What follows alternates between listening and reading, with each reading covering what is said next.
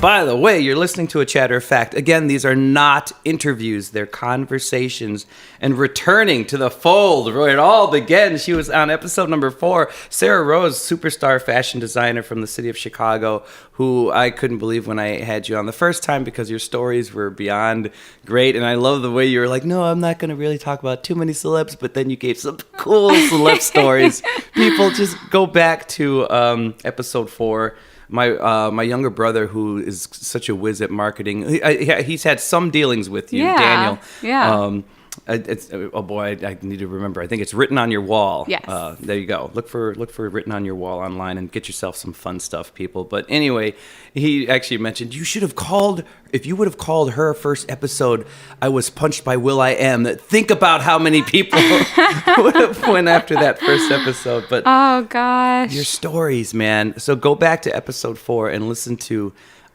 Still one of my favorites. I think it was one of the most interesting things I've ever had on the microphone because everybody has a misconception about the fashion world, and you unpacked it for me, and I thank you for that. However, we're not doing that again. What we are going to do is we'll talk about what you've been up to and all this stuff. For sure. But I thought of you before launching this. We're talking about social media a little bit today, folks. Here's what happened, and you popped into my head. Social media, Facebook and Instagram in particular are two things that I've been using lately over the last 2 years, and it's helped a lot. I'm surprised how much Instagram has helped the podcast, and the podcast, it's huge. And the podcast is audio, so it's Right. just weird to use a visual medium. So this is for anybody that wants to do anything on Instagram or Facebook. Tune in. We're talking about promotion versus ranting and how the two can get in the way of one another, and how you gotta you need to figure out which one you want to do, because I've noticed people are stepping on themselves and partially ruining their careers now. Anyway, so here's what happened. Yes. And the reason we have Sarah Rose on is because Sarah Rose has become a whiz at this. Your Instagram it's insane what you've done in such a small amount of time. So I want to get into that. And I will say, I'm so excited. I woke up this morning and we hit 40,000 followers on Dressed in Disney this morning. So Really? kind of fitting. That's so really Dressed in fun. Disney is kind of your new Instagram venture. Well, one of them, right? Yeah, I think that one has just blown up for you. So I want to talk about the origins of that. For sure. But check this out. There's a friend of mine who's a local musician, and it's so weird because we came up in the business together, and we were almost signed quite a few times to major deals, and we worked with some impressive people, and then poor management kind of prevented us from getting where we needed to be. It seemed and we could see the writing on the wall. We could see where the management was totally doing the wrong thing. Oh no, this is going to kill this deal. But what can you do? They weren't going to listen to us. They would only listen to whoever was managing us. Yeah. Anyway, at some point, we both realized we're not getting signed to a major record label, so he kind of moved away and tried a songwriting thing. I stayed local because I had a fan base here, and then I did solo things, and I did a solo CD that worked out really well for me. And then I almost got signed again to Columbia. But still, when that didn't quite work out, I just stayed here and built my brand. And it's worked out well for me here. Right, definitely. Right? Yeah, so I'm not a celebrity by no means. Oh, you are. Well, here is not bad. Chicago's good to me. Oh, yeah. In certain parts, I know I sold a couple of CDs in the Czech Republic I saw on the records. Who are they?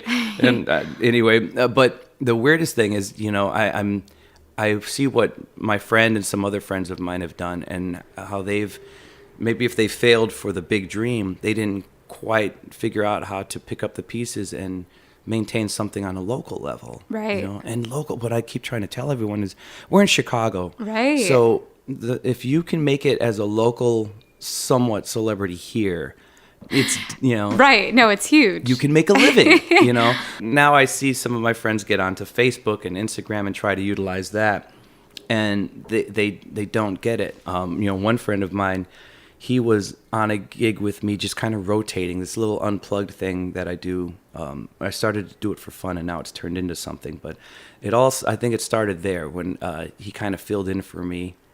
And then, I went back to this, and this was a small bar I was doing, literally for fun, just to get out of the big corporate stuff, right? Have fun. And the owner of the bar posted on Facebook, "Hey, Robbie Celestine's coming back to my little bar. He's going to sing on Wednesday, blah, blah, blah." And it was great. Nice little thing she did on Facebook. And he commented on her thread in a rant, like, "Well, I'm not going to be here. I've known him for years, and now they have the other guitar," or whatever. We had, Oh, no. because we had some rotating members at that time. Of course. And he hated, it was a rant. And I reached out to him. I said, "Whoa, what are you doing? Like, this is the owner of the establishment just said this thing, and then you said this thing, and now, the owner is saying I never want that person back in my bar, whoever that person was." Right. And I remember my buddy saying, "Well, it's not like anyone's gonna really see it, right?" I'm like, "Everybody sees it. Like, she has a Right. lot of people following her." Yeah. Not well, only that, but then when you comment, all of your friends see it because Right. it pops up in their news feed. So, Exactly. yeah. And then it says, "Oh, it's not like she's going to know." I'm like, there's an alert that people have on their phones that says Right. somebody has commented on your thread that So he obviously didn't get that at first. Right. Because even insulted a few people. Oh, gosh. Not realizing that, no, this is a billboard now, digital billboard. Oh, yeah. And he's had a hard time figuring it out. So, he does some gigs. He's a full-time musician, but 80% of his gigs are rants or his posts. Post. So okay. it's like 5 political, sports, just rants. And Right. the one thing that's interesting is he gets a lot of feedback, though. Right. Of course. But of it's course.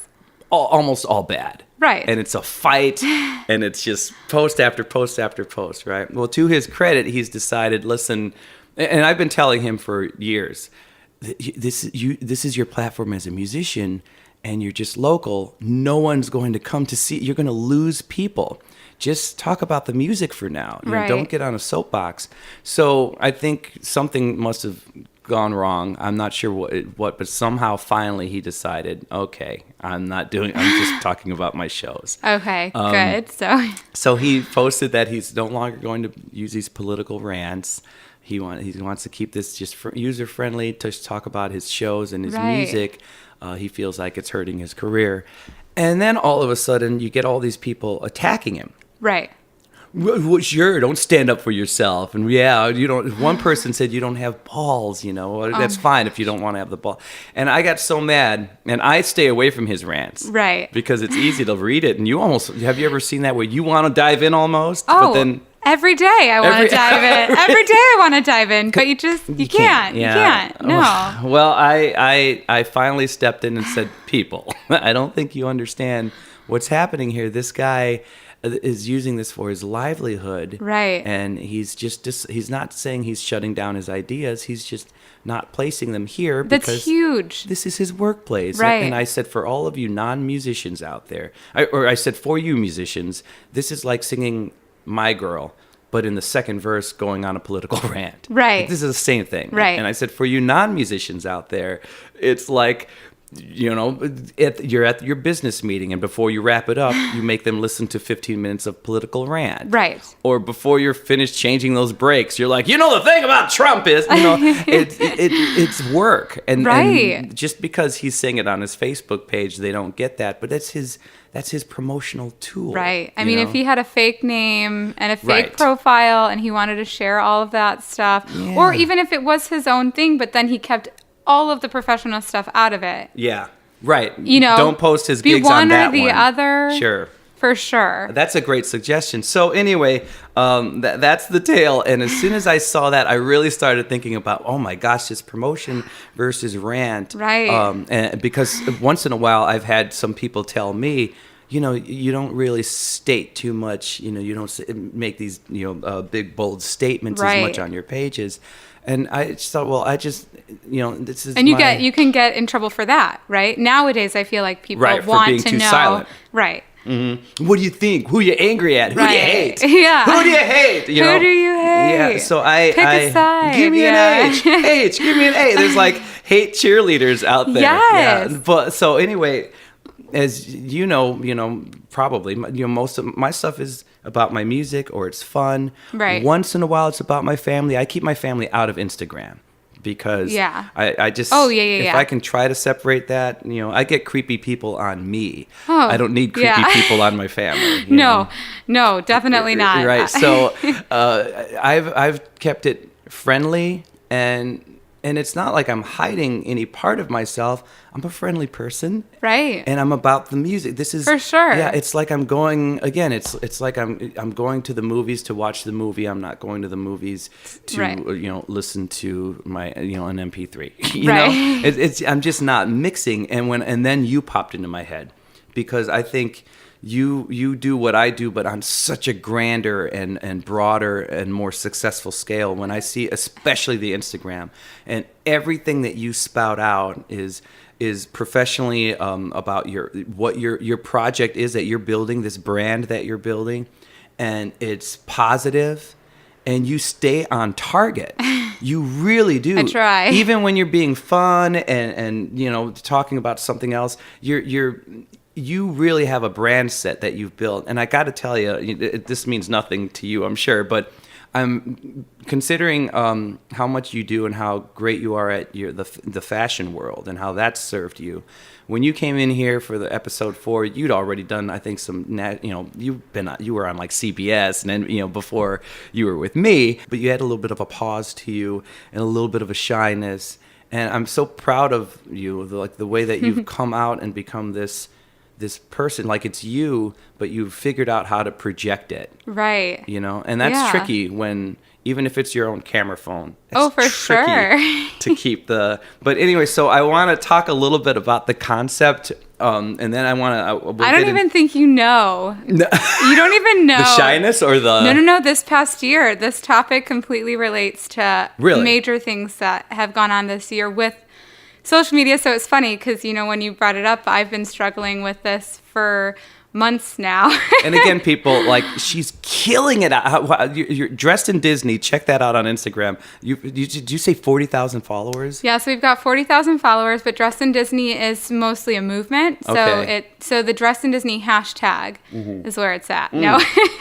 Nice. So Dressed in Disney, the hashtag, though, I think we're over 65,000 hashtags. And your actual Instagram account, like where they would go, what would that be? Where were they? Dressed in Disney is Dressed in Disney is the actual account. Is too. the actual account, and then the hashtag is also Dressed in Disney.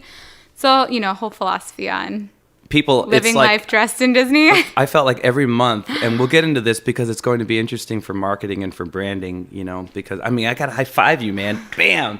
Because you've done it. But tell me about your struggle or this, you've seen something with the rant versus promotion and all. No, just, I've learned a lot. Yeah. And obviously, like, I started when I was super young, as like a business person. So, and everything's changed. There was no Instagram when I first started my business, right? And Facebook was still semi-new. It wasn't even like totally, they didn't have business pages. They didn't have like. More social. Yeah, it was all social. For sure. I was 19 when I started my business. She's 21 now. I'm 21 now.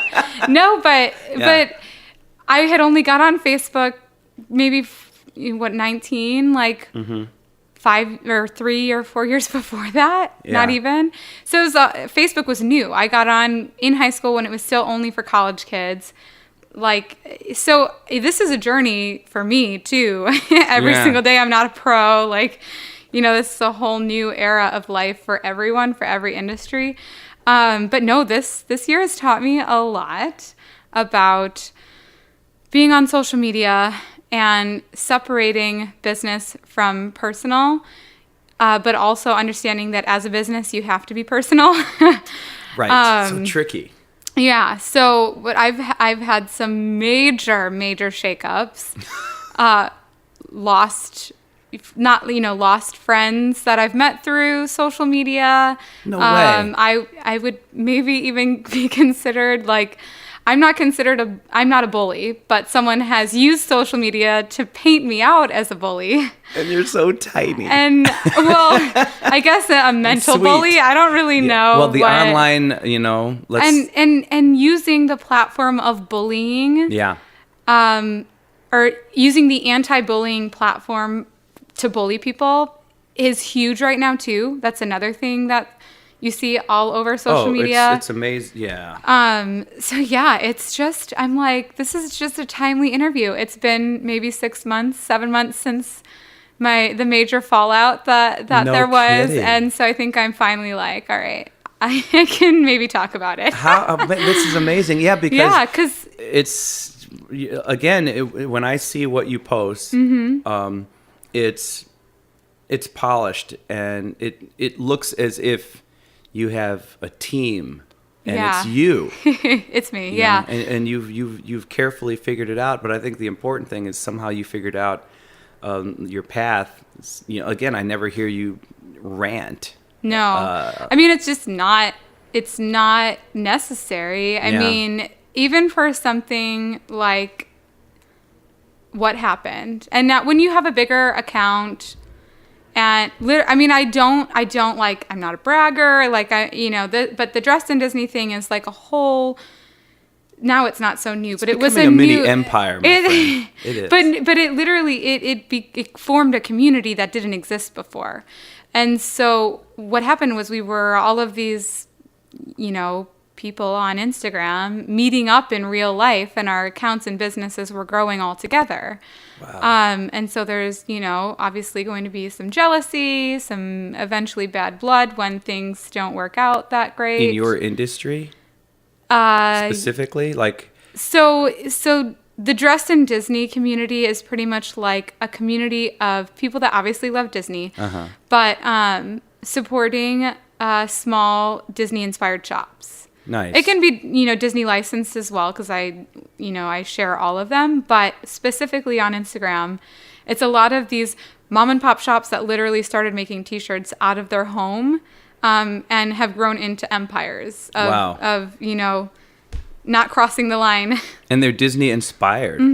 So they don't get in any trouble. I mean, I'm sure there's some that do, but it's actually really helped and been beneficial to Disney. Oh, sure. Because we created a market for people to go back more than a couple times a year. They're going back once a month now. People that were maybe going to Disney once or twice a year. You mean the actual physical Disney World? Physically going to Disney World, Disneyland. We've got people in the Disneylands across the world that are sharing. So is Disney aware of the Dressed in Disney Oh, movement? for sure. I work with Disney all the time. Oh my God. Okay, so let's get into that real quick, because again, folks, you're gonna learn so much on this one. Stay with us. So you're a successful fashion designer, and people listen to episode 4 for the coolest story. Seriously, I can't say rags to riches because it's not like you were in rags, but it's just an amazing journey. How she ended up in Fashion Week at, what were you, 19 in fashion? I think 19, yeah. It's crazy. 2008. It's an amazing story. But now and then she has her own shop. It's on Damon. What's it called? So actually, Sarah Rose is now pop-ups. Okay. So we're online and we're doing pop-up shops. So our last pop-up was on 1714 Damon, but right now we're working on a whole calendar for the year. Explain pop-up, because that's the concept. I keep hearing that Yeah. with bars and everything. What is that? So you set a lease for a short amount of time. It can be a day, a weekend, a week, a month. We did a 6-month pop-up. Our ones going forward are going to be a lot shorter. But yeah, you just set up shop. You create a boutique space in different areas. It can be in the same city. It can be across the globe. But you're not. Your home base is really anywhere. That is so cool. Yeah, it's fun. You get to test so many different markets. You get to meet all different kinds of people from all different states. Have you tried it outside of Chicago yet? Yeah, we've done some others in Florida. We're hoping to do a lot more this coming year. Again, we're like booking up our pop-ups right now. That is really so. intriguing. And that could work for any business? I mean, I think so. So actually, I started doing them with Disney.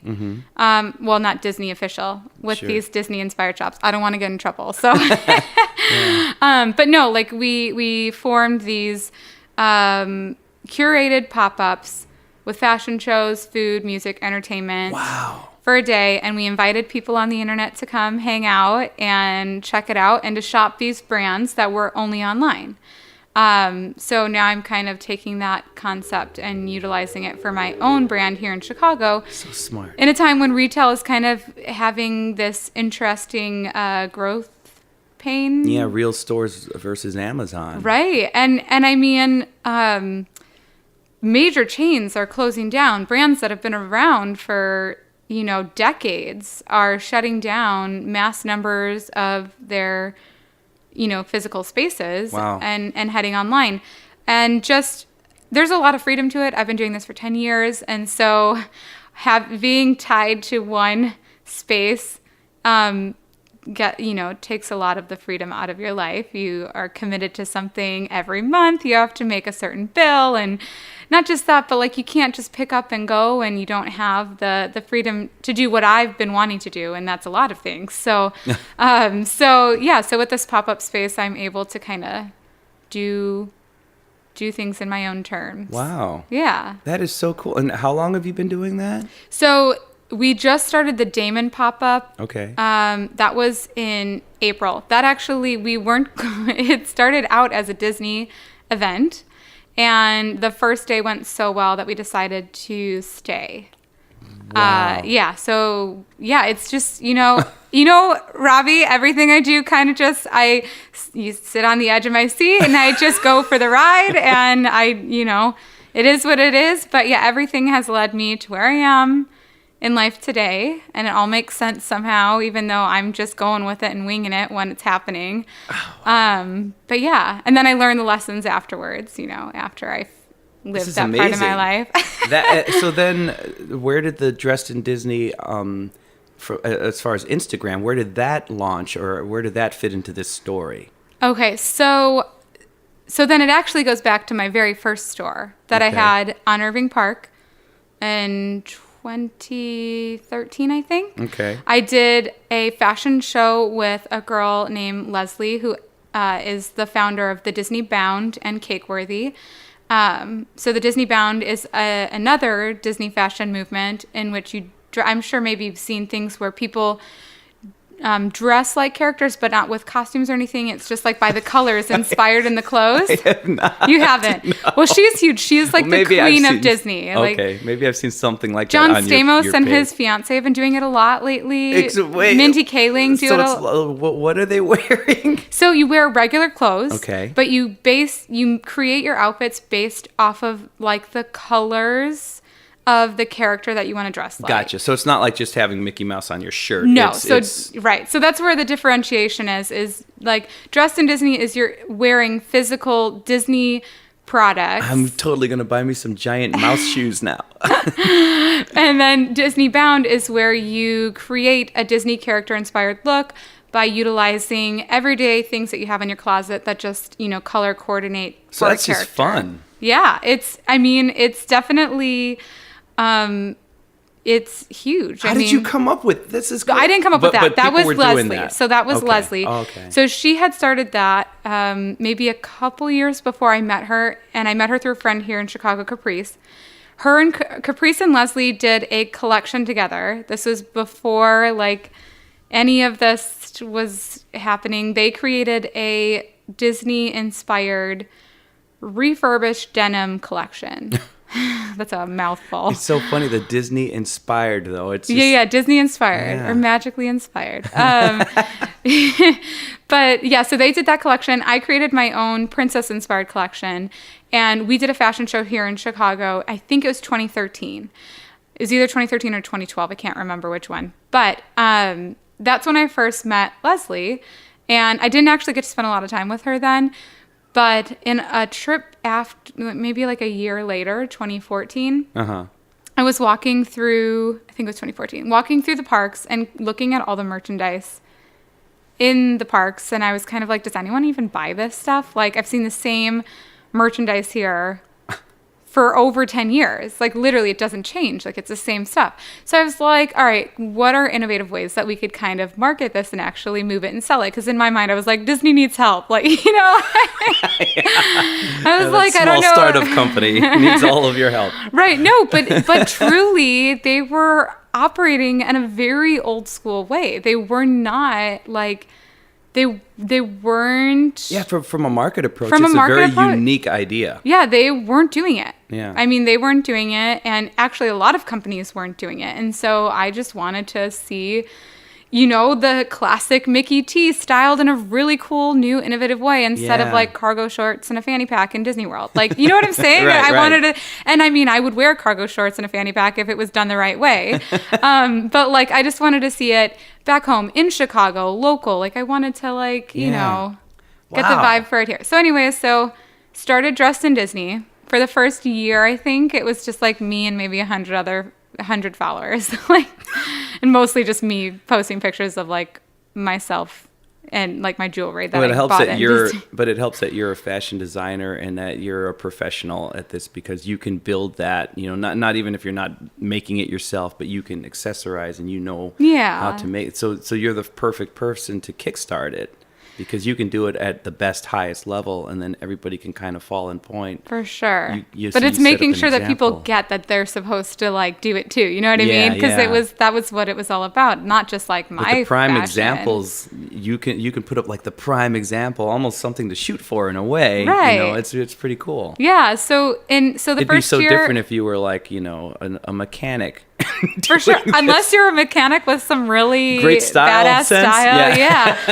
Which I mean, there's tons of people out there that do have a great sense of style, which is why I wanted to see, everyday people's fashion. And you're and seeing what they that could now. do. You're Oh seeing my gosh, everyday people over jump- 65,000 hashtags. So this is like a fun club. It's Yeah, like a new Mickey Mouse club that you've built. It's interesting. Yeah. Wow. Yeah. So then online, it just, I mean, So it gets better. Okay. So about maybe a year. So a year, and then 2015, I think maybe is Mm-hmm. when I reached out to Disney.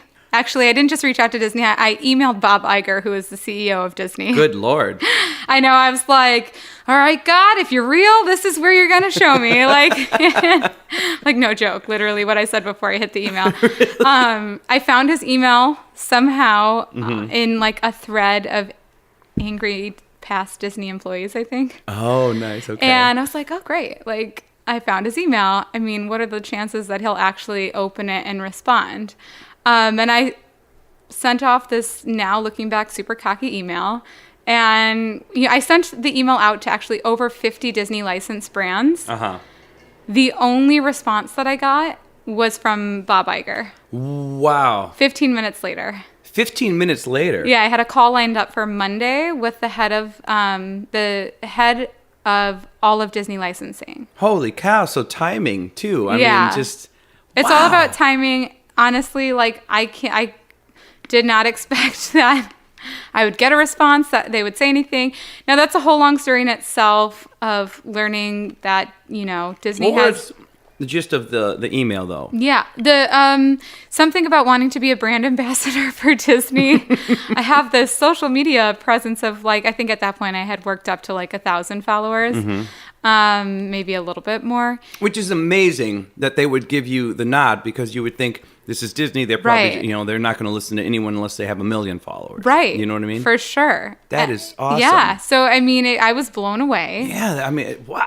So somebody is open-minded over there. So a lot of people, Because the a old lot school line of people are- thought would have been like, that's not a feather on Donald's butt. They wouldn't think that was enough. Right. I mean, so I think the whole Disney, they're very opening to listening to your ideas. Sure. But my advice would now be to protect your ideas before going in, because obviously if you're just eager They to can give them run with everything, you don't own anything. So Yeah. so that did happen. Moving forward, if you did this again, because I totally get that. Right. How would you, like, this is a concept, how would you protect it? I mean, I think that instead of giving them all of my ideas up front, I could have maybe asked for a contract or had them sign like some sort of contract that, Yeah. disclosure or privacy or not, And not you have to stealing. wonder what kind of lawyer you would approach for that. Not an entertainment lawyer, but some sort of copyright Right. lawyer or something. Yeah, Yeah, just that's something so- to protect your visual plan. I'm dancing that dance right now because I did this TED Talk last year. Yeah. And it's opened up some doors for public speaking now. I love it. And I'm kind of, oh no, I can hear the dog whining in the background. I don't know if you guys remember the last episode, I had a dog just randomly barking. So now we've tried to like put her in the back room with a bone. I think she's bored of the bone. Now she's like, I'd like to hear about Instagram too. But anyway, no, I'm dancing that dance right now because the TED Talk has opened up some doors where and I think the podcast has helped too, but the TED Talk got a lot of numbers on Facebook or whatever. But people were asking me to speak at a few things, but not say the TED Talk again. And they were kind of asking me to speak about speaking.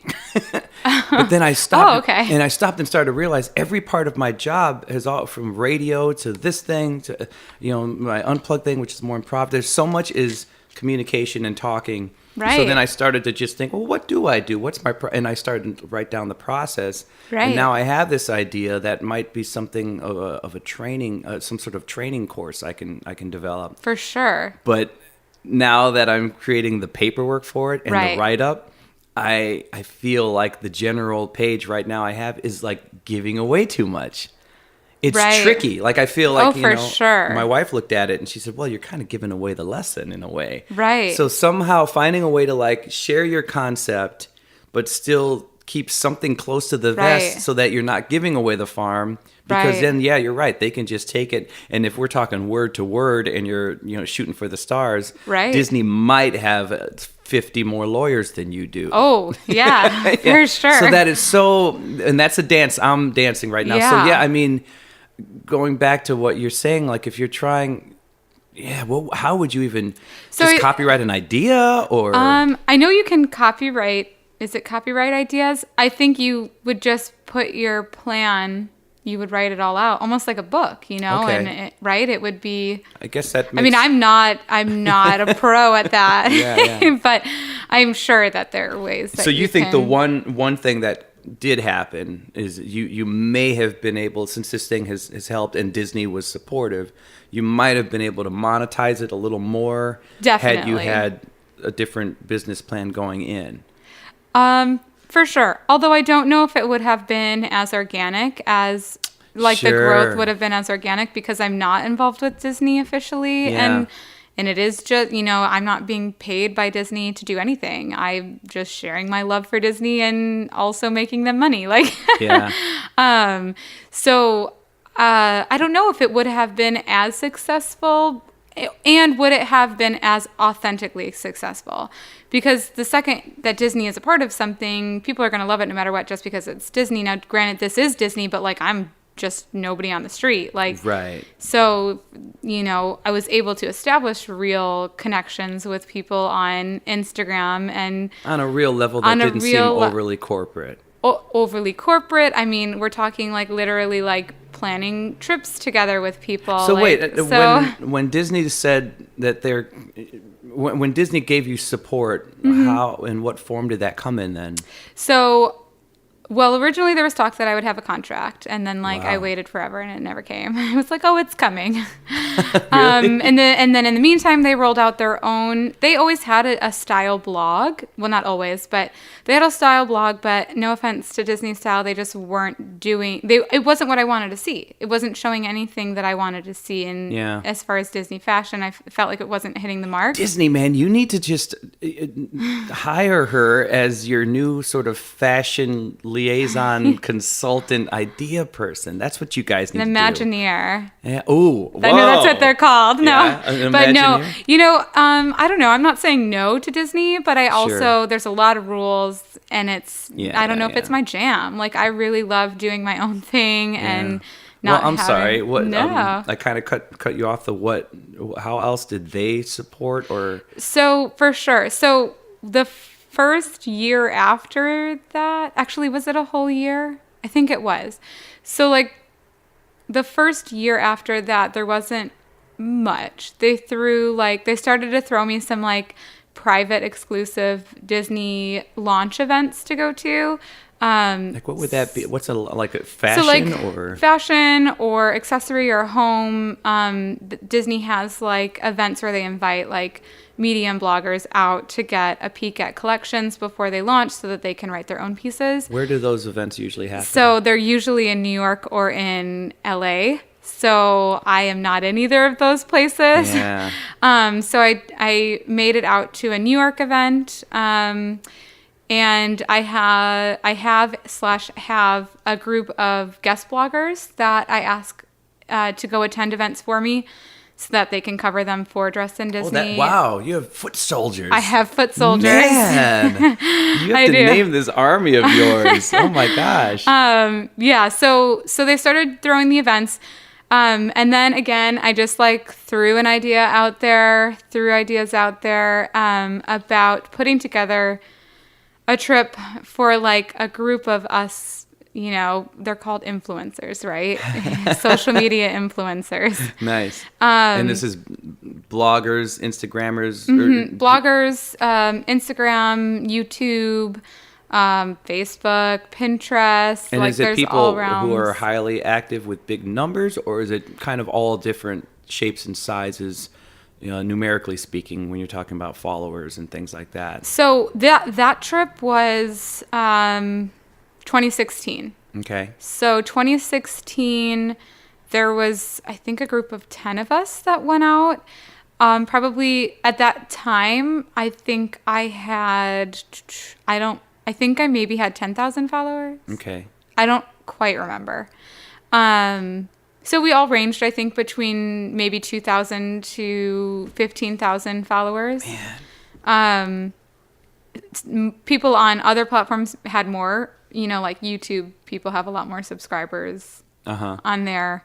But yeah, it was just like, again, on this, like, I'm throwing this idea out there and hopefully it sticks somewhere. Well, I reached out to a bunch of Disney licensed brands and asked if they wanted to sponsor like our clothing and our accessories for the trip. So I got hooked up with, I hooked up all these girls with all of this product. This is awesome. And all you had to do was post pictures of said product that you're wearing. So my pitch to Disney was a feature featuring our trip. And so they agreed. They like went with it. When you say a feature, so on their Disney style blog, they have Okay. like, their own blog platforms, and on their website and everything, they've got Mickey's blog or Oh My Disney or Disney Style or, they've got a ton of them. So Disney Style is the fashion style portion of Disney's empire. So I worked with Disney Style to pretty much create like an editorial of our trip for them to write a piece about. Nice. Yeah. So that was our first official like meeting up with strangers in Disney experience. So it wasn't just people that you befriended online. These are people you'd never met before face to face? Correct. I think I maybe had met a couple of them one time before, and we're talking Wow. like maybe a max of an hour time spent together. So wait, did Disney fund? No. They just I've took never care of- been paid by Disney. They just took care of apparel. No, Disney did not. I took care of everything. I didn't pay for things. I reached out to brands on my own, found my own connections. Disney, the only thing Disney did was accept our pictures and ask us for some quotes. Oh, okay. So yeah. So Disney, I like put the whole package together.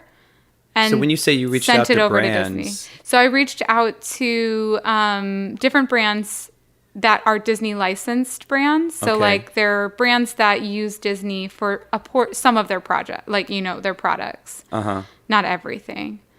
So I mean, Disney now is making more of their own products, but before I learned that they heavily rely on other brands to license their name to make products for them. Sure. You see that all the time, yeah. Right. So like your shirt, I don't know where you bought it from, but they probably Disney World. Oh, you bought it. Oh, okay. But it's actually a Disney Park shirt. Yeah. Okay. So never mind. You got an official Disney I got all Disneyed up before she came here, folks. So. And I have my Disney mug for my Disney coffee. mug. I mean, I am themed today. I love it. So like that shirt, and actually that shirt, technically they probably even outsource that. Like Okay. it's styles that they work with a manufacturer where they kind of maybe do all the work. I'm not 100% sure like what Okay. they're doing now, but a lot of what I learned, they do have an in-house team but for the most part, they were outsourcing a majority of everything. Yeah. Which makes sense. Like, Disney, what Disney is really good at is outsourcing everything that, not that they're not good at, but like everything that's not within the umbrella of what they're great at. It's so smart because first off, they have the money to do it. And Right. secondly, what company is not going to take a Disney account? Of course. And they're going to do the best job they can possibly do. They you have know? really strict standards Yeah, I about can like, imagine. but they are starting to lower them, I believe. Not lower the good standard, way? lower in a good way, making it more attainable for these really innovative, creative young designers to be able to access the Disney brand to license See, that's it. how you stay in business, man, isn't For it? sure. Yeah, yeah. And so that's kind of when I got into this whole thing, like that's what I wanted to see. I wanted to see like young, fresh, innovative products that like were actually fashion forward and were like relatable to the consumers that were going to the park. So the entire time you're on this first trip, you're posting, right? Are you posting it as well? Are you doing things on Instagram? Oh, for sure. And, Yeah, we did. And then what Yeah. kind of change did that cause for you on Instagram by doing that? Did that start to... Well, that's where the paradigm shifted with relationships in the Disney Ooh, community. this is serious. I just love the way your voice just dropped. Right? No, but it changed things You know what? in a good way. I'm gonna take the 1 second pause here, Yeah. and then we're gonna get into the fist fight you had with Mickey Mouse, or the Gosh. online battle. Disney's never gonna Hey, work. listen, see, I don't like what you're saying, lady, and I don't like your political views. Right? We'll be right back, and I also want to check on this little dog that's hanging out in the back whining. Penny. Yeah, I'll bring her out. Here we go. We'll be right back, and I blink for you. No sudden movements. We're back. That was your eye blink. Just a second for you, and then a couple minutes for me to bring the Chihuahua back into the room. And she was fierce for a second there. She was. I'm just working on that. Dog in the podcast room. I don't know. But anyway, we were just getting into whatever. Something. This is like a behind the music thing because there's always that Yeah. one part, and then tragedy struck. So like all of a sudden, I'm picturing like, all right, we have to send him in to talk to her, and then the Mickey Mouse like shows up, and look, see, I'm not on the screen right now. I can be pretty nasty when I need to be. Oh What the my hell are you doing to my brand? Is that what happened? Was Mickey like? No. Get her! And then just like all of them are just mobbing you. So because it wasn't Disney official that Sure. we had any issues with, it just as I think that let's see, we're 40,000 now. So wait, 2016 is 2016, right? When you That we did our trip the end of 2016. So we had a second trip kind of lined up, similar thing to Disneyland. I totally want to go on one of these. I'll have to figure something out. I don't know if I'm withholding the Disney trips now. Oh no! The Taylor Swift song. This is why we can't have nice things. No, this is why we can't have nice things. Like, Oh my God! How tragic did this get? You really did have a fist fight with Donald Duck. no, never with anything Disney. If But Donald ever messes with you, because now in the Me Too movement and everything, you can because every time he approaches you, he's not wearing pants. oh, I know. You could sue him every time he approaches you. I don't just ever so you know. want Donald in pants. Just FYI. Well, now you sound like the perv. I know. No, but I mean, don't take the original costumes Yeah, away. I hear you. Donald, I only like you without pants. That's what she said. And now Donald's suing. And there goes dressed in Disney. Well, yeah, but that kind of offshoots with you, the way you're branding and your success. You're starting to offshoot undressed in Disney then, just like that. No pants. No pants. Yeah, I'll go to that Yeah. trip. Anyway, so how could this happy, euphoric, the Alice in Wonderland vibe suddenly get dark? I need to know. I know. Okay, so that's exactly it. It was literally a dream. Like I had pretty much lived most of my life / professional career without ever experiencing any kind of drama or really unprofessionalism. I don't think I've ever, Wow. up until this point, I had not encountered anyone to be unprofessional with me or me with them. And at like, first, I want to say it's because you've lived a charmed life, but that's you deserve more credit for that, because if somebody has a particular demeanor, they can sidestep a lot of that stuff, even while in the face of it. It's your demeanor and it's your choice to engage or not engage. Right. Know? But then, no, but you know what? Donald. So, what happened? So we did the first trip. It went really well. But what happened is then we got published by Disney officially, and we were on Disney.com. We were on, all of their major pages. We were like front page. Which, before we get into any badness, like what did that do for everybody's branding? I mean, well, as you can imagine, it obviously solidified that we were doing something right. Like, yeah. That hadn't been done before. Like people weren't going to shoot these fun brand editorial. Like, awesome. And what's like guerrilla style editorial. There were no contract. I mean, there were contracts like, that you were photo release forms, but they weren't legit photo shoots. Like they're Sure. not run like where I have to get $1 million in insurance for whatever purpose. This was literally just a bunch of people doing it as a hobby. People don't think about that. When you're doing a photo shoot, you do need to get the insurance taken care of, the whole thing. Yeah. And here's the other thing is obviously what was different was when I work on a photo shoot here or anywhere for that matter within my fashion life, my professional brand in Chicago. Uh-huh. I'm working with, and I don't mean this in any bad way, because this is the downside of social media.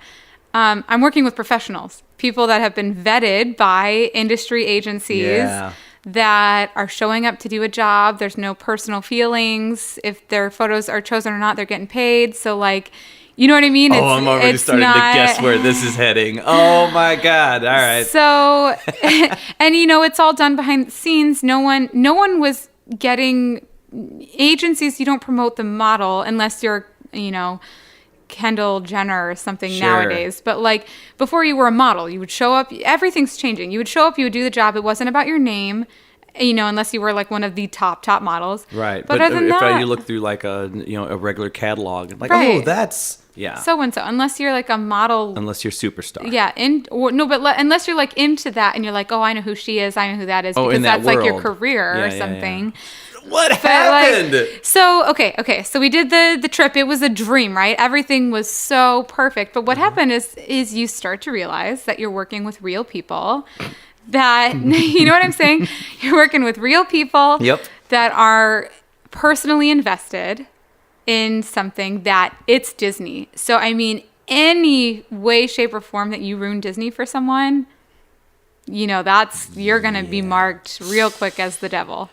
And so everyone wants to be on the top of Disney, right? I mean, from what it looked like, and social media is all smoke and mirrors, right? Sure. It's not real. There's filters, there's professional shoots, there's, depending on who you are and what you're promoting, there's really strict diets. It is a professional industry in itself, but because it was such a new time for it all, there's a lot of people not understanding that. People that are not in the fashion industry. Of course. People that are not doing this for a living. I run into that all across the professional world once you're working with somebody who hasn't been a professional. Right. And then you see them put into a professional setting, and it's so weird because then you can look like the bad guy when all you're doing is saying, no, this is how this happens here. Right. You can't. Oh, yeah. In the band world, if there's somebody who can't quite figure that out, and they're getting angry about all the wrong things, I call it bar band mentality. Yes. Because they don't know the corporate level things. And you need the bar band mentality to a certain extent. I still play bars so that it can maintain an edge. Oh, if for I sure. did nothing but corporate stuff, I would turn into this weird homogenized. Right. Like a robot. Right. So and you would lose the things that make you you. Yes. So for sure, 100%. This is across this smaller is thinking into a bigger picture. Yes. Oh, come, give me the. What happened? I'm dying here. So look, we go on this shoot, and I'm just asking for one day, right? One day of shooting. Do you have a professional shooter with you, or are you guys just kind of doing the thing? So we have a professional shooter who, I mean, technically, they they are professional at what they do, but was coming on because, they were helping us out. Yeah, We which weren't is paying great. them or anything. And they were doing me a huge favor. So I don't know why I'm salivating to get to the end of this story. I know. What- There's just so many levels. But so it starts with the very first shoot, right? All right. And what I started to notice was there were some people that were more excited to be in Disney World and go on Disney rides than be a part of the shoot, right? So, Okay. which, I mean, I totally respect that. Totally Yeah. get it. Like, there's a difference between, like, me wanting to work for brands and make, their brands look fun in Disney. And then there's going to Disney and having fun and taking your own pictures. But didn't they? It was, So suddenly there were some people who couldn't quite grasp the concept that, hey, we're in Disney World. This is going to be awesome. We're going to enjoy it, like fans and people who love Disney World. Right. But, there's this other aspect of this where, hey, we have to do a little showcase. So we have to take some pictures, I mean, some people weren't getting that part of it because it's not like it's. I mean, I think what gets hard is, again, it's like, it wasn't done before. Like, what we Yeah. were doing before was we were in Disney and just taking pictures for fun while we were there because we were there taking pictures for Right. fun. But what happened is it started to become a business. And I think that there was just like a mix-up of, the day of the shoot, our very first shoot in Disney with all of these girls together, some of the people that were with us wanted to go on certain rides or, do certain things. Sure. And, we needed to get the shots. And so it was kind of like this tug of war of we need to get the shots. So I just started to notice who were willing to work professionally and who wasn't, Yeah. So going forward, I was going to be working with specific people more for certain business things than I would for just if I was going to Disney for fun. Yeah. It's a totally different thing. I'll go to Disney with you and just have fun, but then I probably. So does this change over? Does this cause a now you're cherry picking for a second trip? So not cherry picking for a second trip because it was all of the same girls, but adding in some new ones. Who you knew would be Who better at this or would get it? Well, so part of what happened was the trip that I planned, this trip and put all together, Yeah. it got hijacked by someone the second time.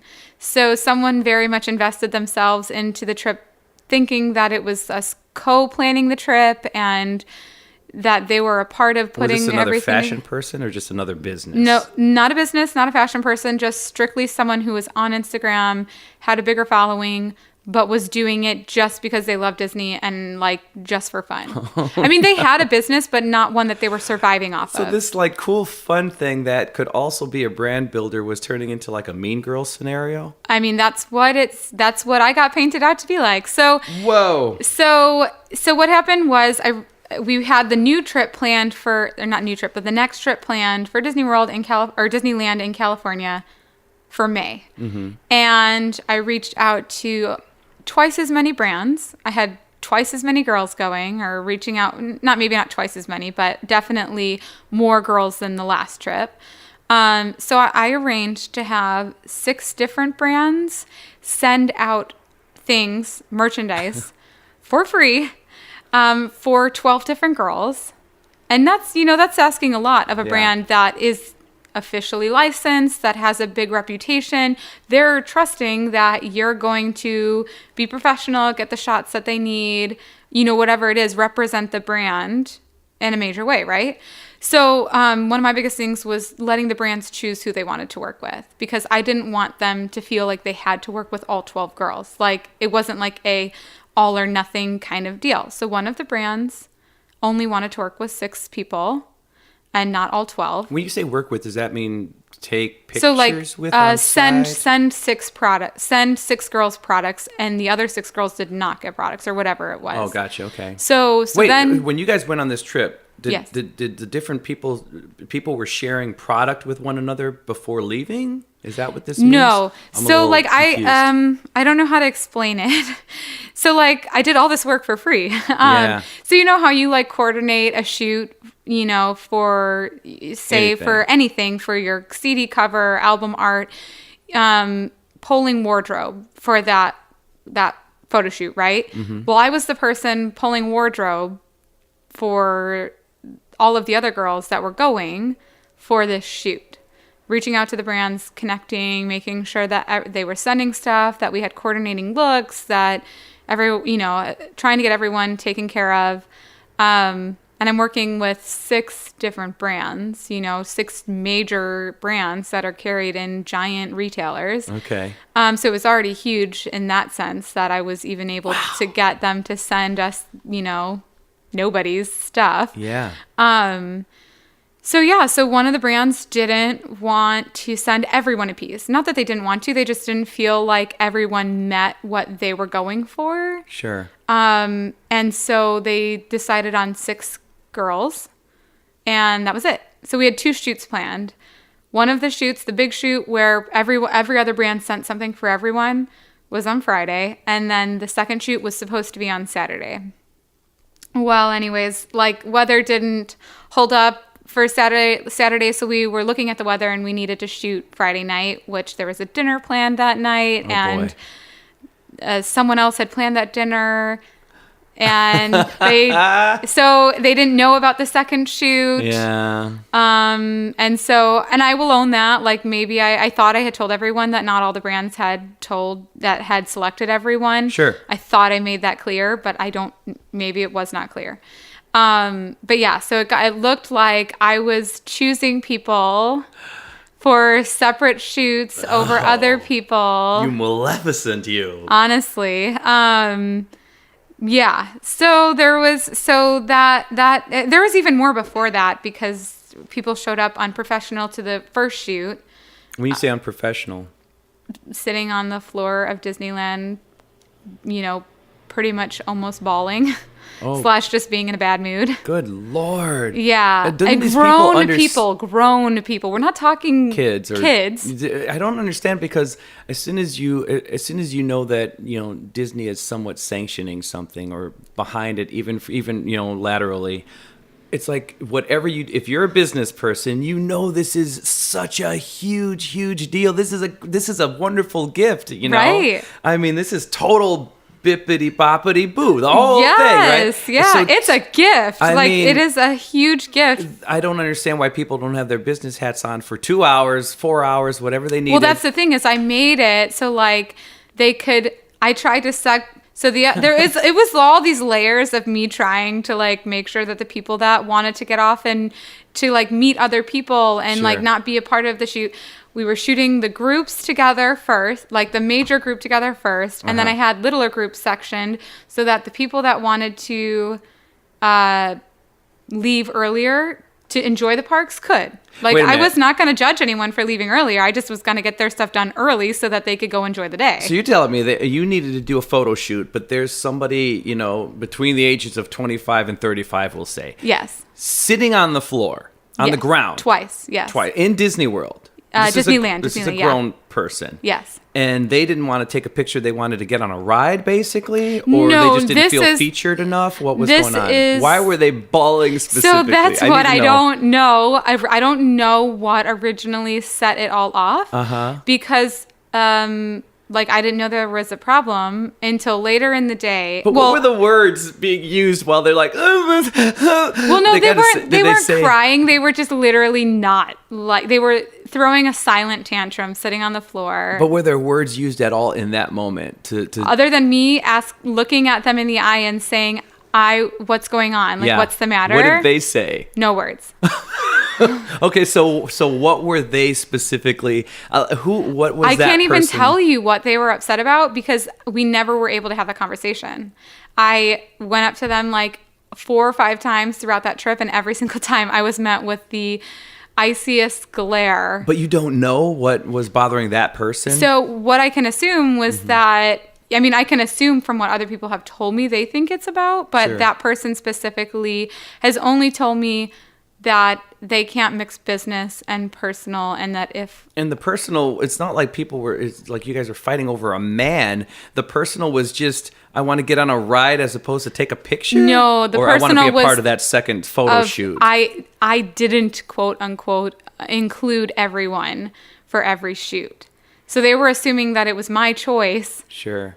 that the brands, I was like, you have to send everyone. I don't get this. Like, it's just, then you communicate and you ask why, and if it sucks, it sucks. That's great. Like, but why? Oh, yeah. And then they could be explained to. That's why this topic is so important to me in leaving personal and professional separate, because you don't know who's on the other line. The people that are ranting on social media, for the most part, probably don't have it the greatest at home. They don't have it figured out within themselves. And so I'm never going to knock anyone. Like, Sure. I'm not going to knock, the person that I've never once talked about them publicly until now, but there's no names. Right. Like, I've never once, bad talk. I mean, she pretty much, I almost brought a defamation of character lawsuit against her. So She was on social media. she got on social media after the fact or during? Yes, she got on after I again tried to have another conversation with her. And So this was isn't denied. just a political rant. This is this attack. This You is were an attacked. attack. Oh my God.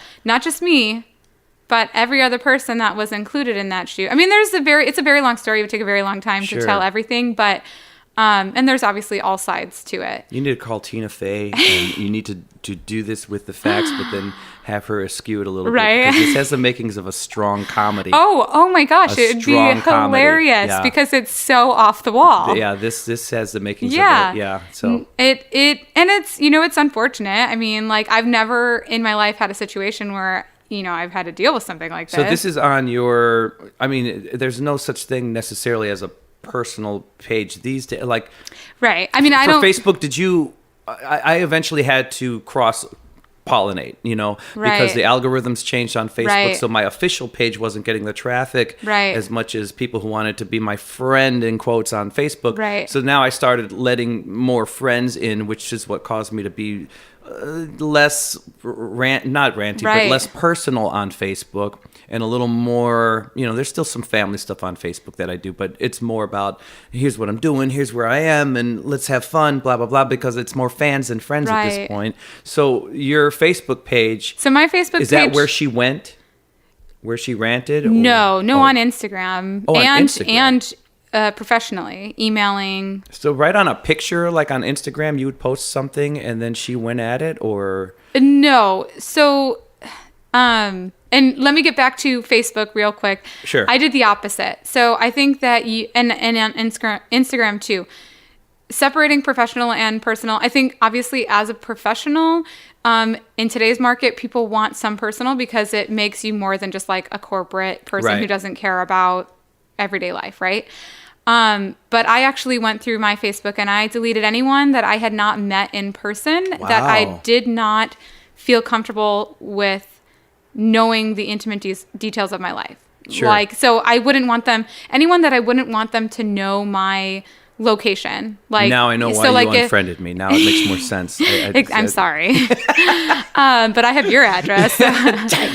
So yeah, no. So on my Facebook, I just noticed that like it wasn't, if Facebook for a business wasn't doing as well as what Instagram was doing. Now Instagram is feeling those same bumps along the road professionally. But yeah, so Facebook, I like went through and I cleaned house, and I was. So you made Facebook a little more I personalized. made, yeah, and- because I had professional pages on there.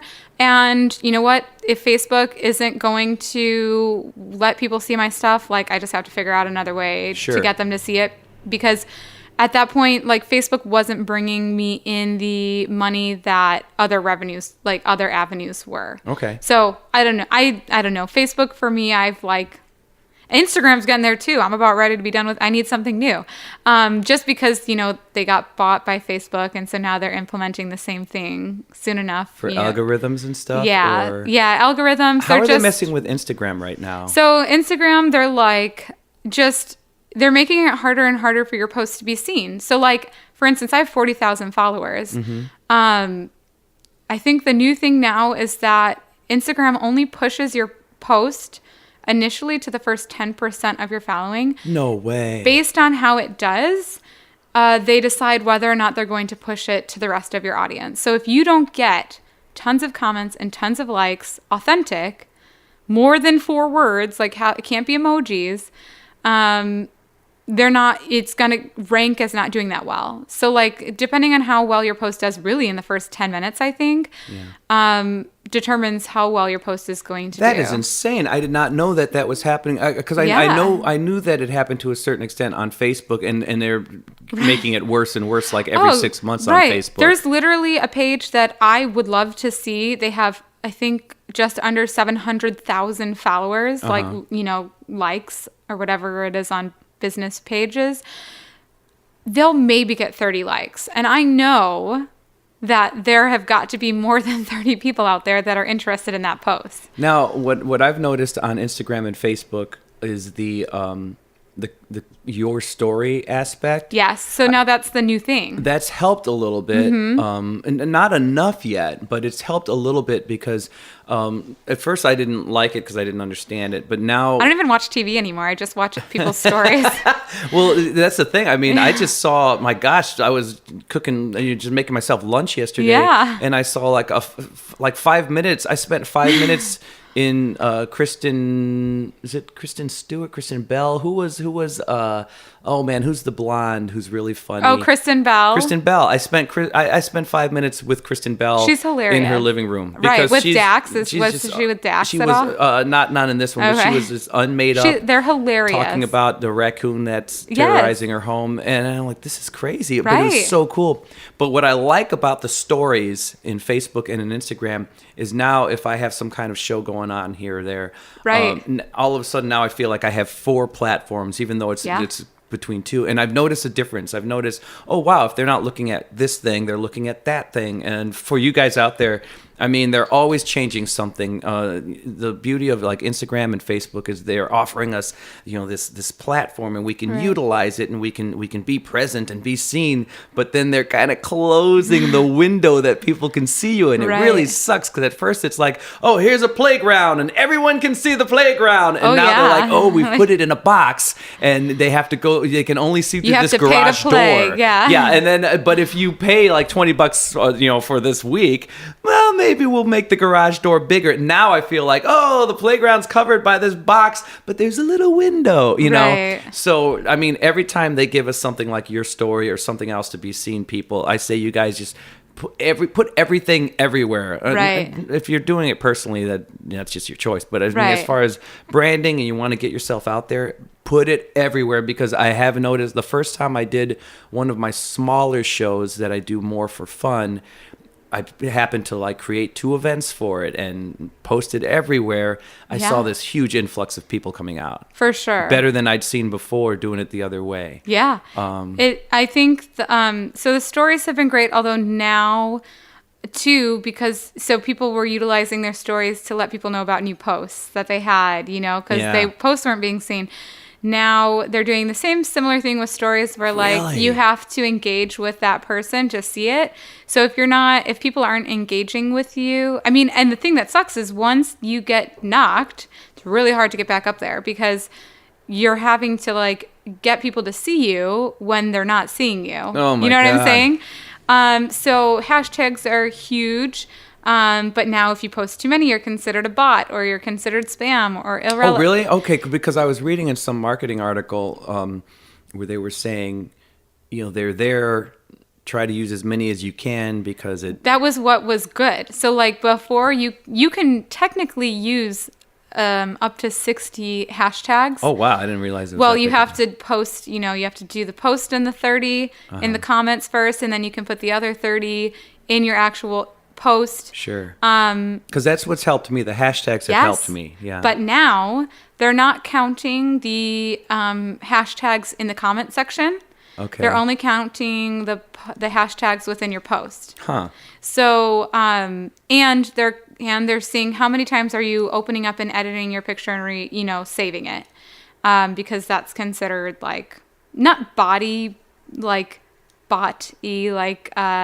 but it's more just you're trying to get around the system of things.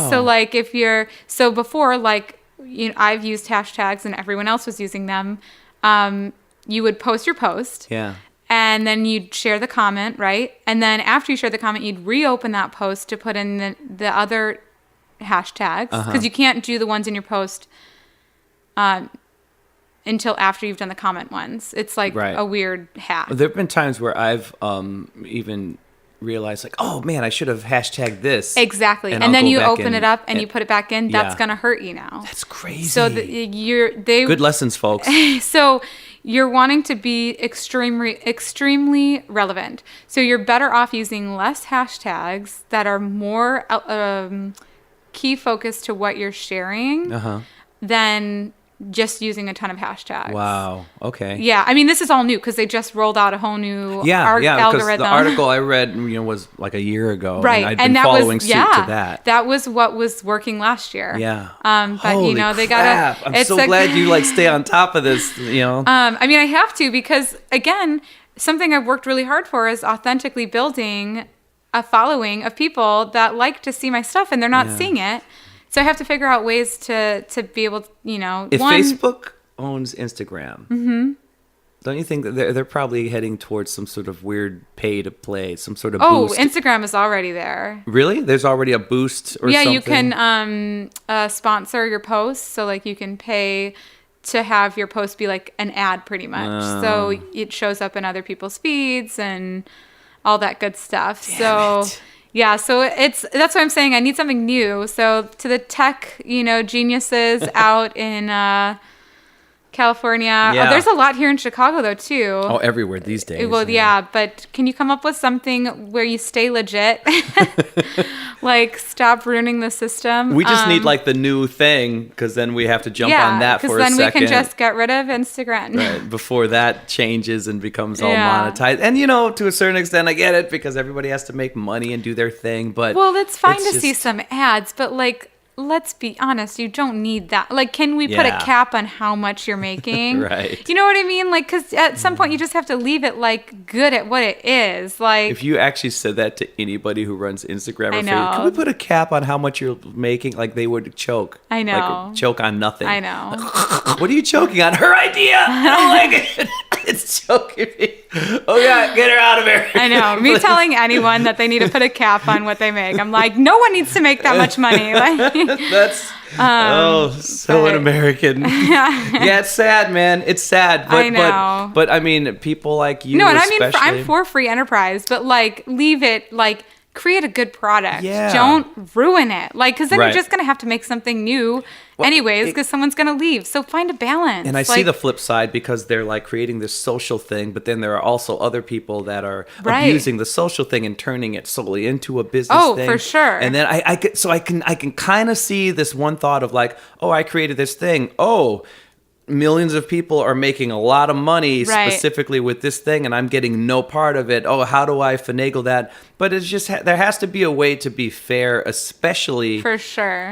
there, I don't know, come up with like a smaller business model or something for Right. the little guy. Be friendly about it. Because I do see people like, I don't know, Starbucks or some of these companies that seem to try to give some balance or try to hand Yeah. out or do good. Right. Like you can do that and still be, I mean, Oprah's friendly. Right. And she could basically. Hey, she gives everyone something at yeah, her show. I mean, if you see Oprah, like chances are something's under your seat. Right, I think that's exactly. in life. Like anybody that's with her in her presence, I think as soon as she sits down, automatically the first 10 people around her are like, look, there's a thing, and she can basically print her own money at this Right. point, Oh, for she's her own sure. empire and she's as giving as it gets, with all that stuff. Right. But she takes joy in it. Right. So I know. There's a difference. Yeah, I think there's got to be a way, but yeah, I mean, Instagram has been amazing for businesses. So obviously, I love Instagram. It's helped me more than Facebook. Right. Yeah. It's helped me a ton.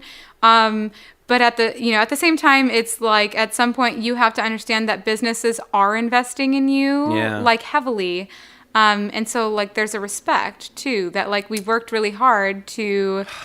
I don't know. There's a way we can pay for they're something. pooping on all the things or that at least you've just built. charge me every month for an account. Like I'd rather you charge me know than what? to like Yeah. knock my freaking post. Yeah. Like I'll pay you $7.99 a month to have Instagram. I would do the same like that. Why don't they find that model? See, oh, look at that. You're breaking barriers of ideas. This is great. Because, yeah, instead of like offering this thing and then allowing people like us to figure it out and utilize it and help us Right. But then all of a sudden, instead of just saying, yeah, here's a monthly fee, you Right. can keep doing what you're doing. Like, And right. we'll give you incentives. We'll help you grow. We'll help Exactly. Instead, what they're doing is they're like, okay, all of that is worthless now. Right. No, exactly. I And mean, now we're don't going charge. here. You can have two separate accounts. Yeah. Free for personal, and you pay for business. And Right. like, just charge every month per business and then keep it fair. Like, Yeah. because people are subscribing to these accounts because they want to see them. They're not wanting to see them. Right. Like, they're on your platform. Smart idea, To man. check it out. So charge the businesses, and then maybe charge them per transaction that they get through Instagram. I don't care. I'm a business. I'll pay that. Like, Maybe it you is worth should, it. But don't knock my freaking posts. Maybe like, you should send your an email. now I'm to sending an them email now. out to Yeah. whoever. It worked for Disney. Mark Zuckerberg now, Yeah, right? No, I- he's not a part of it. And he owns he used to own Facebook, but I don't know. Is he not on Facebook anymore? I mean, I think he's still like He's a just chilling at player, Disney World but now. I don't know where he's at, but I think he's no longer like, I don't think like running really? Facebook. I'm not too sure, bad. but I don't know know. who runs Instagram. Last time I looked into it was just when I saw his movie like 8 years ago. Oh, I know. that was the extent of my Facebook Zucker research. I mean, so. I got excited when he got married and all that. They Oh, were did like you? the royal couple to me. Oh, really? I don't know. I think so. Yeah. But, All right. Sure, man. I think he's interesting. Oh, yeah. Oh, no, he is interesting. Yeah. No, they all are. They They're all all are, eccentric and yeah. probably all crazy behind Right. closed doors I mean, and a Steve little Jobs, nuts. Yeah, come on, man. Like, all you of them. have to be cuckoo to like be a genius. Absolutely. So, You know, so maybe you're just not cuckoo enough. right. You know, we're shades of cuckoo, but we need to go full on cuckoo. Yeah. We'll Isn't work there a on that. quote? There's a quote that that says that. Like a cuckoo, I mean, the crazier you are, the more successful you are. well, or like something? to be like extremely successful, like That's you your kind of next- have to be crazy. That's your next brand, man. You Yeah. like work on people and Next up, I'm gonna have a business card for Instagram. try to reach create a pop-up where you just everyone gets together and has like treats and coffee and drinks and talks about how they can be safely crazy. And Right. you can call it the Funny Farm, and then that'll be how everybody. I don't know builds if I their want to do brands. that. No. After this past year of Oh, like man. just organically I'm so finding intrigued that. by it. Well, yeah. So anyway, things got really bad on that- Instagram yeah. for like attacks. And then did this force you to jump in and retaliate? So that's the big thing, right? That's what we're here talking about. Do you rant or do you What did bite you your do? tongue? I bit my tongue. The entire time? 6 months later. This is the first time I've Amazing. talked about it So were you to anyone not involved. Were you getting rid of her horrible, comments? Were you deleting comments? So there weren't I mean, I blocked her immediately. Oh, So okay. like So she wasn't commenting on your post saying nasty No, stuff. she was privately messaging people, reporting my account. Oh my God. Posting posts on her own wall and page, knocking myself and others down without using names, because had she used a name, then I would have been right Well, there with legal it. on her. Yeah. But no, she reached out to the brands that I worked with, told them that I was a bully and unprofessional. Oh She my told gosh. thousands of people to unfollow and report my account for being a bully. Yeah. All over something that I couldn't even tell you really what happened, because I never got. Was she the person there was sitting on two- the sidewalk? Yes, there were two other girls there that day who Yeah. were hurt, but I'm closer to them now than ever because we were able to talk through what was hurting them. Sure. And they were upset that they didn't get accepted for those that second shoot, and which is understandable. I mean, people are people. This goes back to the bully factor, like Yeah. deciding to talk it out and not truly talk it out, but address No, it right. online. That's where never you're addressing untouchable. anything. That's not, and I No. hate the fact that bullying is at an all-time high because now you can do it online. You can create as many accounts as you want. And not to take away from like people who are physically harmed in a schoolyard or something, but sometimes the mental damage is far worse than getting pushed down Right. at recess. The things that people are doing, and now all age groups, because I think adult bullying happens, 100%. but not as frequently as it does I- online. Online is terrible. I don't know what people think. It's horrible what people are doing. I mean, people are forgetting that people are human. Yeah. So and I don't mean this to like down anyone. I truly think that technology is advancing faster than humans are able to adapt intellectually to it. yeah. So you don't know the repercussions, because what starts off as like funny little debates then turns into a lifestyle. Well, it's a difference in being able to get perspective, because, I think there are certain people who can read a book and who can truly create like the phrasing and understand maybe a real close version of what an author of a book is intending with certain phrasing. And you can do that. There are certain people who can do that, but not everybody can read that way. Most people especially cannot. when people are not using grammatical grammar, correct grammar. Proper grammar. But but besides that, I mean, I've said this on some other podcast, we've lost the ability to identify intent. Yes. So we're seeing these words, but we're not processing them. And to be honest, if you're putting like a comment out there, it's really hard to make sure your comment is specifically saying what you need to say, right? Because there's a need for inflection, there's a need for clarity, and not everybody processes things the same way, or the same way the person who's putting it out there does. Right. So a person can even be putting something out there that's not as bad. I've had that happen to me where I've said something in an email and then it's shot back like, "How dare you? Would it?" But right. and I've had to say, no, this is what I meant when I said that. Right. And it takes and it sucks because it takes 3 paragraphs to say what maybe I could say in 2 minutes or one sentence on the phone. Correct. But we've lost the ability to identify intent. And in fact, we haven't lost it, but now it's more demanded of us than ever before, and we don't have it. There's no textbook out there. There's no manual to teach us. We're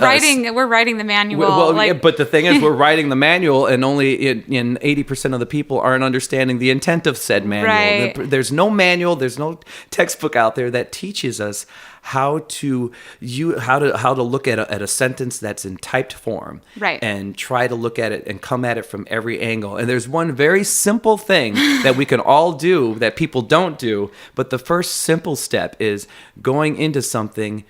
Try to look at it from a positive standpoint first. Right. Don't ever assume. Right. Don't ever assume. And if something comes across the wrong way, you have to go that extra step. I think step one should be... You have to be the bigger person. Well, yeah, but I think step one should be, why did they say this? Right. What exactly do they mean? And if you could ask those 2 questions and give just a minute of time. But the other problem with today is everything's a fast track. Right. So we don't have time to process this. Or process correctly. Yeah. We don't have time to like walk around and look at it. I see it. There it is.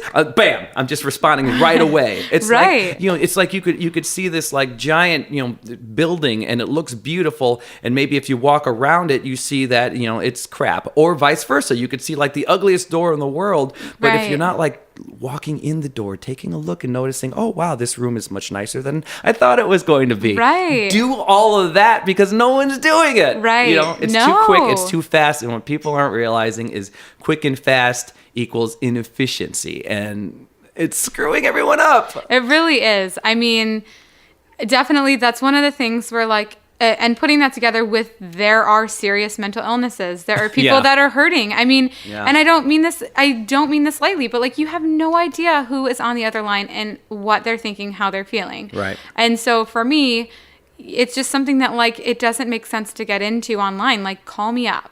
Let's have a conversation in real life, because then I can understand where you're coming from a lot easier than hashing it out online or using a social platform to try to knock someone else down without having that conversation first. I mean, it's something that like, this community, the Disney community, was so pure, right? Yeah. It was so pure. And then little by little, this like negative bullying tendency came out, and it's not just that situation. I've seen it on countless accounts. Wow. And and honestly, it's all, I mean, I'm a bigger account, but I'm not a big account in the grand scheme of things. I've only got 40,000. There are people out there with hundreds of millions. There are people out there with 10 million.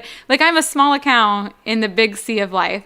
But like, and that's it. People are all wanting to be this big account. They want to be seen. And I think that goes back to what you said, is that the people that are responding to these rants or that are ranting, they're seeing that they're getting more interaction, more engagement, and more attention when they're posting these rants. So of course they're going to post, things that are going to get them more attention. We're craving it. That's what this society is. Well, now it's been scientifically proven that you actually get a high off of the responses. Every and ding likes. that you get. Yeah. And the light of your phone, everything about our phones today and social media are built to keep us addicted.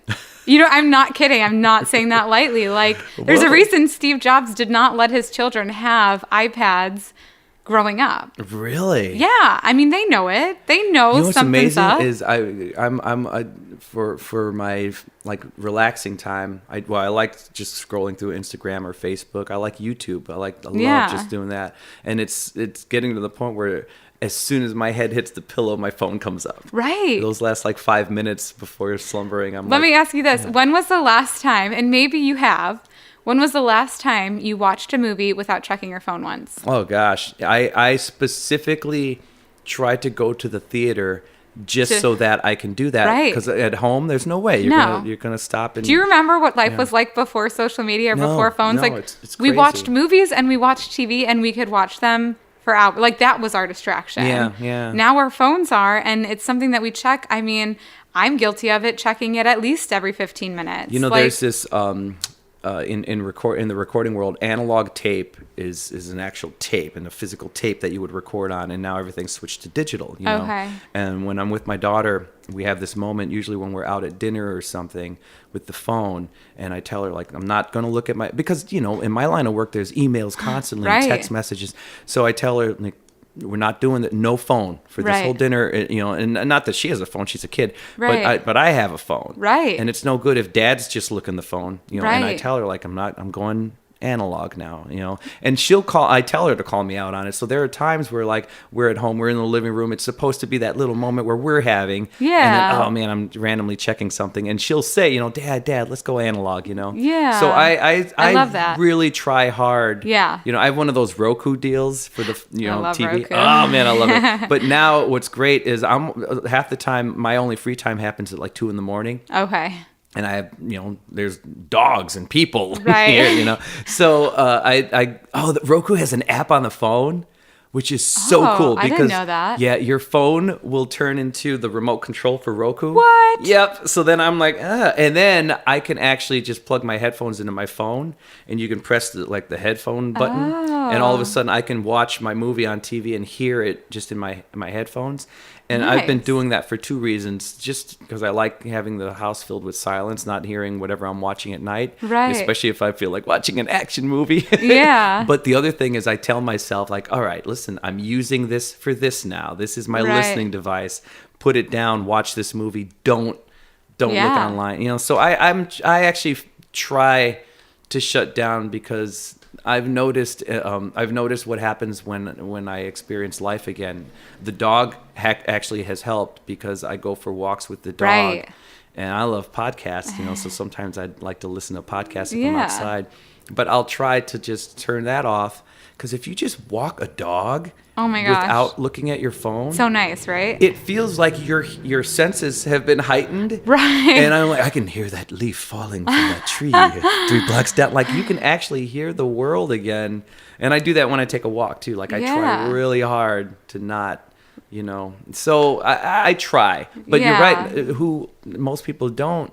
And I'm not kicking butt at it. I still look at the phone all the time. So yeah, It's addictive. it for sure. I've actually really contemplated going back to getting a house phone and then I've been thinking getting about an that old too. school flip phone and just having my device because the amusement. the only thing for business. Okay. But only for certain times. I don't need to be on my phone. I don't need to be on that phone. Yeah. All day long. Mm-hmm. You know what I'm saying? I don't need to be on a device scrolling through anything. You and I might be heading toward a movement. I'm not sure. I really want my Razr back. You remember the Razr flip phones? This is my mom's favorite freaking phone on the planet. I still have mine. It was a phone I had right before I got my first iPhone. And it's in pristine condition. I'm I don't even know if it would work anymore.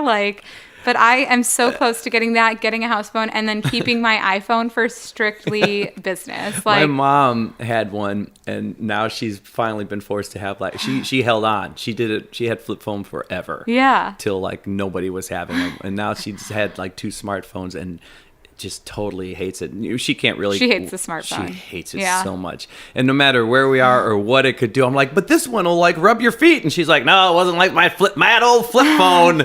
That was the one. And this one could do like anything, you know. And then she'll talk about how do we get there? How do we get where we're going? I'm like, GPS on your phone. My flip phone would just, you know, it just everything was better with the flip Right. phone. And I kind of agree. I don't know, man. See that? Maybe that's the project you and I. Sooner or later, you're a kindred spirit. We have to do something together, and I haven't figured it out yet. Yeah. Maybe that's it. Maybe we figure need to this out. we need to create like some kind of place where people go that's phone free or something. Yeah, Like, that would be awesome. you know, that would be the most peaceful place like in the city. Yeah. Maybe in the world.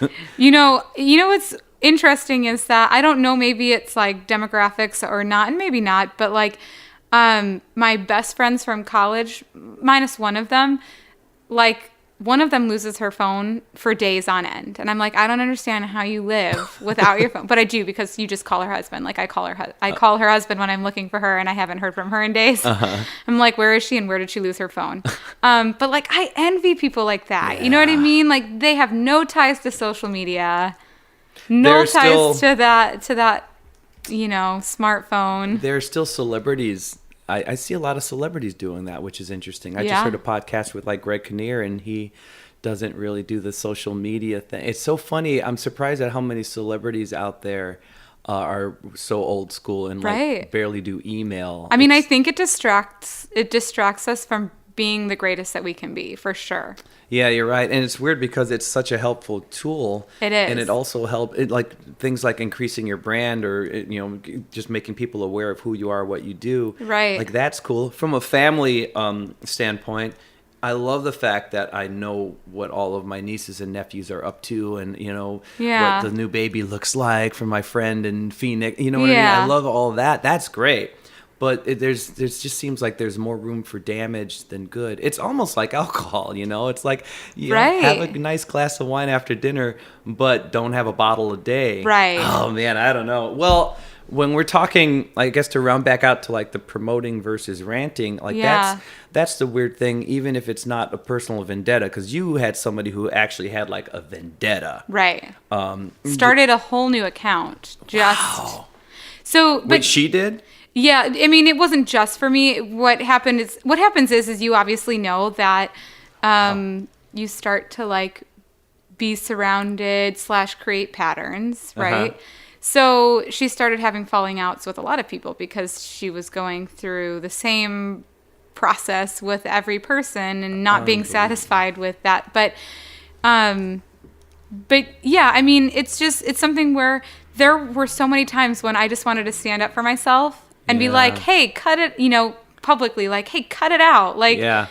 this is not the place or time. But then you also have to think about it, and you're like, you're only getting involved in the battle then. By the way, you're adorable. I think you're adorable. Thank you. I just like the way like your first go-to was like the Sandlot, like, "Hey, cut it out!" Like, and then you know I told her, Right. "Hey, what'd you say? Cut it out! Hey!" So I like your choices. Adorable. Oh gosh. I mean, but that's the thing, is that people don't really know you. Yeah, and yeah. and so they make a quick judgment assessment off of something that's 1 or 2 lines. Right. Or one experience that was never talked about, and they form that opinion, and then they live their life around it. Like, and I just think that it's just not the route that I've ever wanted to go, you know, like You nailed it on the head on episode 4 of this podcast. You know, we talked about it for a second. Facebook in particular. Yeah. Oh, I don't think I remember that. I love your quote because you were like, you know, it doesn't, if you're negative on Facebook, it does you no good. You're not changing anybody's mind. And, you know, the people that like it, that agree with you are just they're just pressing like. Right. So the only feedback is from all the haters and the people that Right. are against, and it just creates this big ball of negativity, and it's Right. nuts, man. Yeah. But, well, and it's funny to me that people aren't more than the people who are personal, because in my opinion, the people who like personally have Facebook and want to do their rants, Right. that's who you want to be. For sure. Totally More get it. power to That you. you're obviously the person who like shows up at Thanksgiving dinner and just like rants the Right. whole time. So you're just taking that and putting it on your computer or your phone, But whatever. That's fine. What about like whatever happened to like you don't talk about politics and religion at the dining But table? you see, the same person that can't hold that rule, Well, right, is the right. person that rants online on their But more personal. and more people are becoming that person. Oh, it's insane. Well, people are just unintentionally, I think, becoming meaner than they originally are, you know, or Right. were, because they have everything at their fingers. Right. I And think- it's easier to and this is where like Instagram, you're following hashtags. You're following what people are already interested in Yeah. and you're clumping into groups of people with similar like minds. No, So- it's nuts. Yeah, so then when you find someone that doesn't have the same views as you, all of a sudden you're like, whoa, wait a minute. Like, there are people like you out there? Like, I've been in a bubble this whole time. I forgot. Like, you know, I just don't get it though. You know, when you Yeah. run into somebody and you're totally against it, I don't get why people want to add to the fire. You know, Right. I think what we're not thinking about is the people that like add to the comments and complain. They're getting off just as much as the person who's getting all the negative Right. responses, because now they're getting hit back. And Yeah. it's so weird. I really don't understand it. But the thing that I was saying is that if that's personally who you want to be on Facebook, Right. I suppose that's personally who you are in life. So, okay, more power to you. Not my Right. jam. You Right. know? But if you're a person who is kind of toggling a line with like a professional Facebook page and a personal Facebook page, like me, Right. where 80% of the stuff on my personal Facebook page is shows or funny stuff, Right. you know, for I know too many people in my position who decide to go on the rants. You know, I have friends who, you know, will like post 4 super ranty political views, like, oh, I hate this and I hate that, and he's stupid and she's stupid, I don't agree with this, and then like the 5th one is, hey, I'll be singing Wednesday night, come on out, you know. Right. And then they wonder, like, man, how come people aren't coming out? Right. What's with my? Wait, hold on, I have to post this. And here's another thing I hate, and blah blah blah blah blah blah blah. You know, and then rant number 6, like, would sure love to see you guys at my Saturday afternoon show. Right. You know, it's like crazy, and Yeah. I don't know why they can't put 2 and 2 together. And then I've spoken out, not online, but I've said to friends of mine, man, you're kind of hurting your brand here, Right. because you know, you might be offending 50% of your customers. Let's not think about Right. friends. Let's think about Right. customers. Yes. And right now, this is like the biggest tool you have for marketing. Right. No one's going to your website, but they're No. looking at you on Facebook. So why would you alienate the buyers like Yes. this? I don't understand it. So many businesses are doing it though. I am shocked Oh, like at the businesses, number businesses? of businesses Oh, wow. that are getting involved in politics. And now here's the thing: if you're a business that like you can be a business and have a social stance or work towards social issues. Yeah. Blah. Blah. I can't even get this out. But carefully choosing that, making sure it makes sense. Or not even carefully choosing it. Go all out, but know that whatever you're selling you're going to be met with, you know, you've got to be very specific. Yeah. So like if you're a brand that say really is heavily involved in politics somehow, Sure. sell it. That's your thing, right? You can be politically involved. My brand, for instance, we have a social impact aspect of our brand, but it's not like a political agenda. You know what I mean? Like it's Yeah. a part of the sale. So for me, we support Ocean Conservancy. It's an organization that lobbies for our oceans, protecting them, the animals that are within them.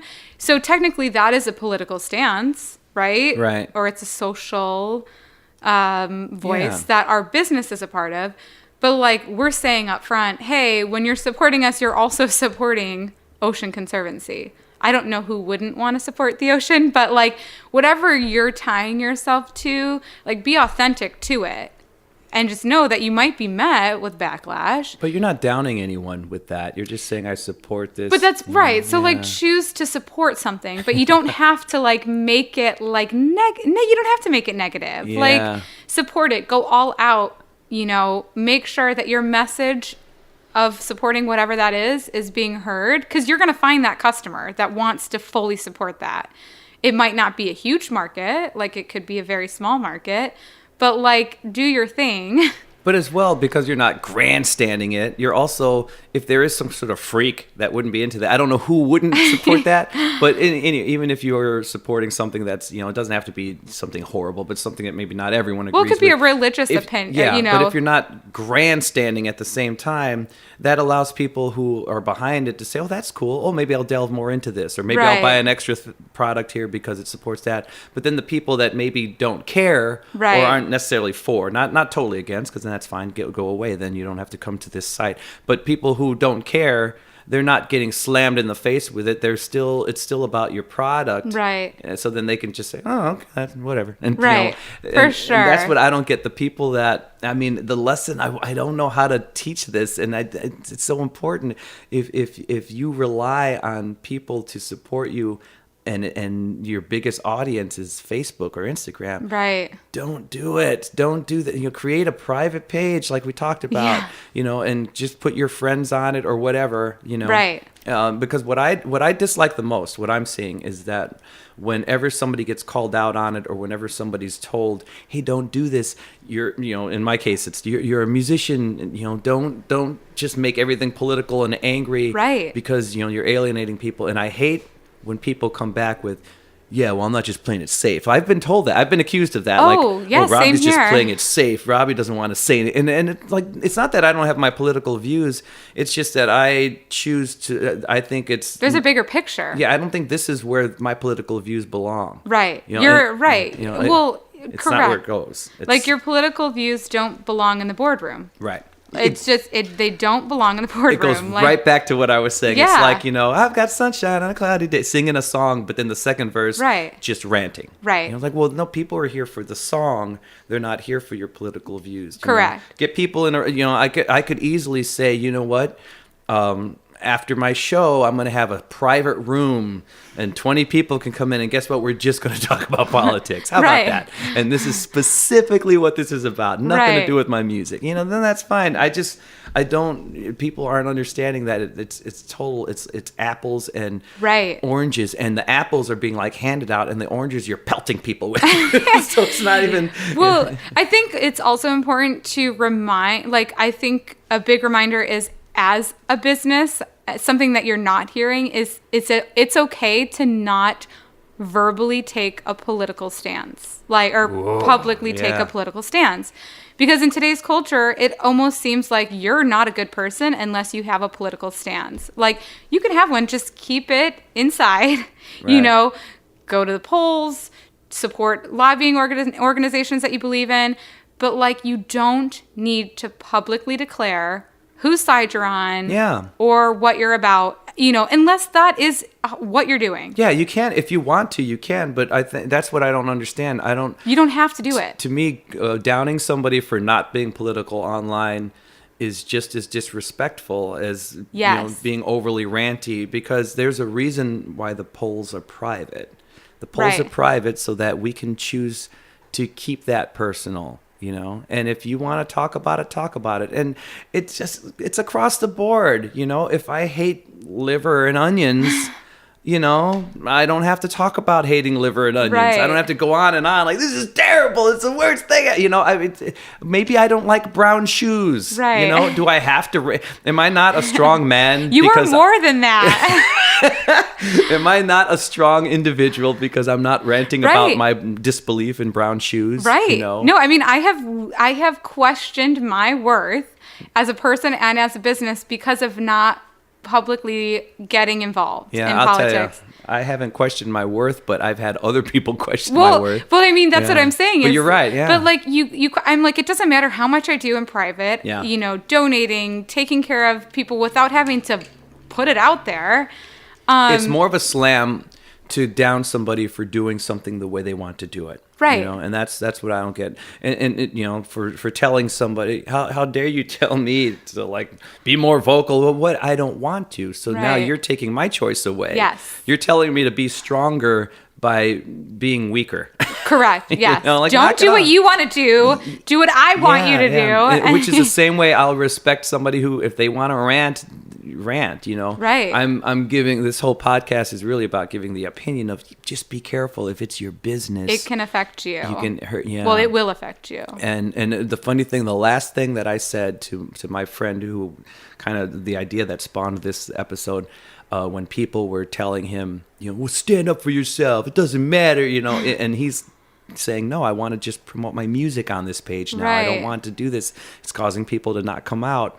I posted this. I said, folks, let him make his choice. This is what he's doing. And you guys are all basically encouraging him to jeopardize his career right now. So unless you guys all want to start paying his bills, Right.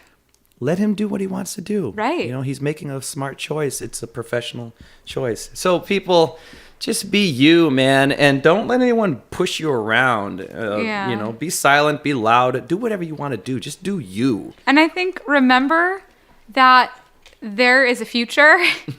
I know a lot of people live in right now, which is great to be present, but Yeah. also that causes really rash, poor decision making too at the same time, because there is a future and eventually we will have different leaders in position and things will blow over, the world will be changed. And so you got to remember, like, who are you going to be? Like, are you going to be someone who can never deal with someone of the opposite opinion?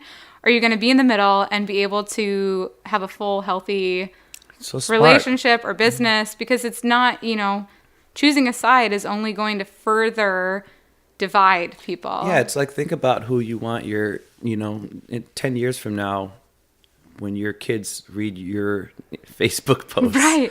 Or when you Oh my yourself gosh, I read look your back face- and I read my posts and I'm Yeah. like, I've grown so much. Like, give people a chance to grow. Don't Yeah, knock them yeah. down. But I like that. There's a future out there. It's going to get better, then it's going to get worse, and then it's going to get better. But just write it out. Don't Yeah. be maniacs, man.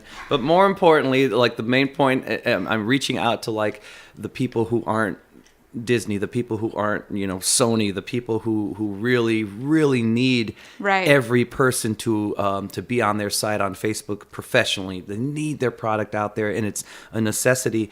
Think twice. Don't go crazy ranty. Do find another page for that. It's just my only advice to you, and the only reason I'm saying that is because it's worked really well for me. It's been my choice to like be more positive and just about my product. You know, maybe I'll make a Angry Robbie Celestin Facebook page, but I'm not No. really angry about much. You're not. Yeah, but No. you know, if I ever chose, I'm not gonna put that on my music page. I'm not No. gonna, you know, send fans that like, here's what really ticks me off. It just, I don't know. But you are doing this better than anybody I personally know. You know, and to know that you actually had that kind of adversity and a ranty person like, I'm going to sit on the ground at Disney. If you're sitting on the ground at Disney World, you're already a dark person. Like Yeah. already you're in trouble. Right. If that's who you choose It's to be. all about how you react. And Yeah. you're the only person that controls the way that you react to a situation. Yeah. So even if someone instigates something with you socially, you do not have to get involved. Yeah, man, to know that I was just praising you, and I'm just impressed by the way you've maintained.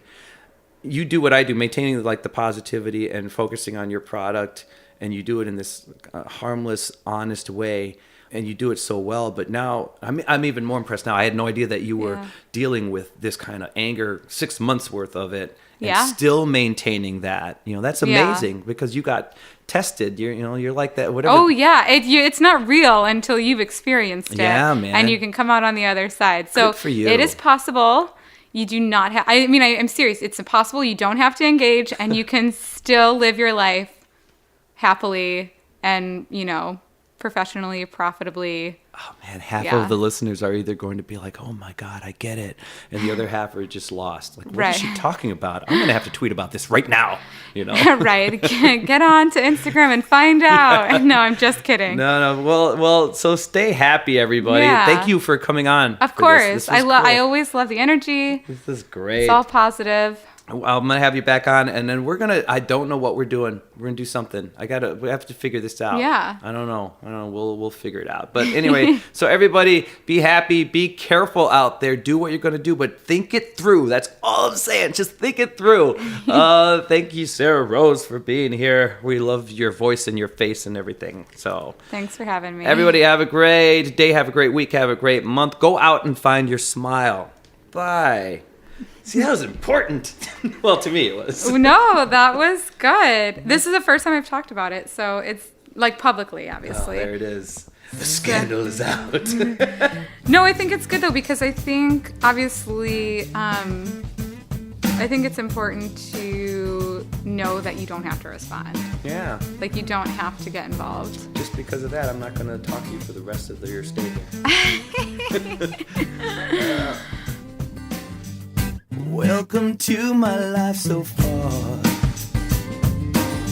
You'd think by now I'd be a star. I may be long-winded, but hey, there's just so much I have to say. Maybe lick your lips when you're hungry. Maybe drop your head when you're sorry. Maybe shake a bit when you're worried. That's